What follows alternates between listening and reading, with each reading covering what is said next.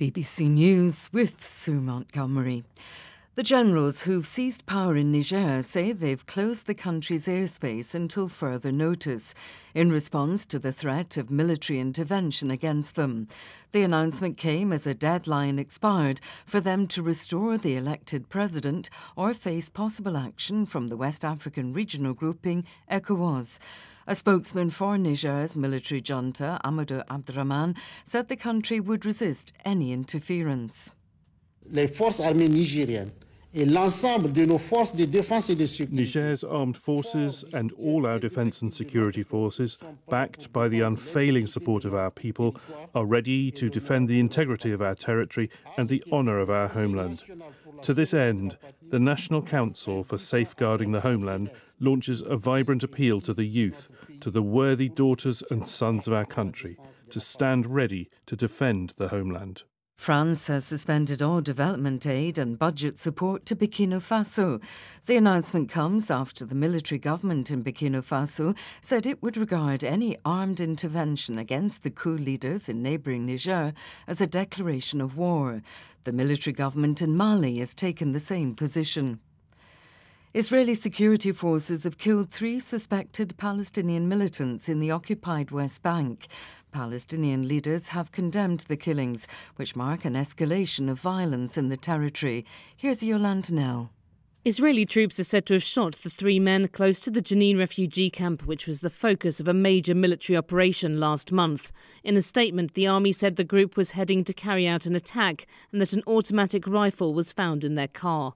The killings, which were condemned by Palestinian leaders, came the day after a Palestinian gunman fatally shot an Israeli security guard in Tel Aviv. Another guard shot and killed the attacker. On Friday night, extremist settlers went on the rampage in a Palestinian village in the West Bank, killing a 19-year-old man. Donald Trump's lawyer says prosecutors in his trial on charges he conspired to overturn the 2020 election result won't be able to prove that he did not believe he won. John Lauro told US television the former president was being attacked for his constitutional right to free speech. Sean Dilley reports. Donald Trump's trial for allegedly trying to cheat the 2020 election will focus on what he said and did in the 2 months following the result. The prosecution's case is that he criminally conspired with others to reverse the Democratic outcome by pressurizing state officials and his vice president. John Lauro told US television audiences that the then president had the same right as any American citizen to lobby others. Mr. Lauro claimed that the prosecution would not be able to prove beyond a reasonable doubt that Donald Trump did not believe he won the 2020 election. BBC News. The Railways Ministry in Pakistan has opened an investigation into the crash of an express train in Sindh province that killed at least 30 people on Sunday. Officials said the track appeared to be fit for use, and they were checking the driver's assertion that he was travelling at a reasonable speed. The Tunisian authorities say at least 14 migrants have died in different shipwrecks in the Mediterranean over the last 48 hours. More than 50 are missing after the latest accident in which a boat sank off the coast. All those on board were from sub-Saharan Africa.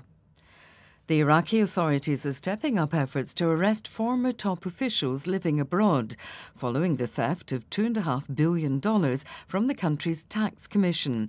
The head of Iraq's Integrity Commission has urged countries to cooperate in extraditing 4 suspected fugitives. The British government has unveiled a new vaccine research facility where scientists are working to prevent future pandemics. It's located at Porton Down, a secretive military base in southwest England, best known for its work in chemical warfare.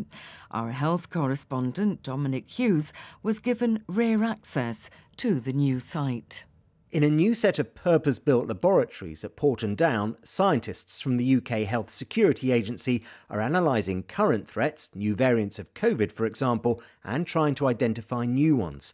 During the pandemic, vital work was carried out on the effectiveness of vaccines, and that's led to the building of the Vaccine Development and Evaluation Centre, described as a step change in the UK's ability to research and develop vaccines against a range of deadly pathogens. One of those is Crimean Congo hemorrhagic fever, a virus that is spread by the bite of an infected tick and is fatal in about 30% of cases. BBC News.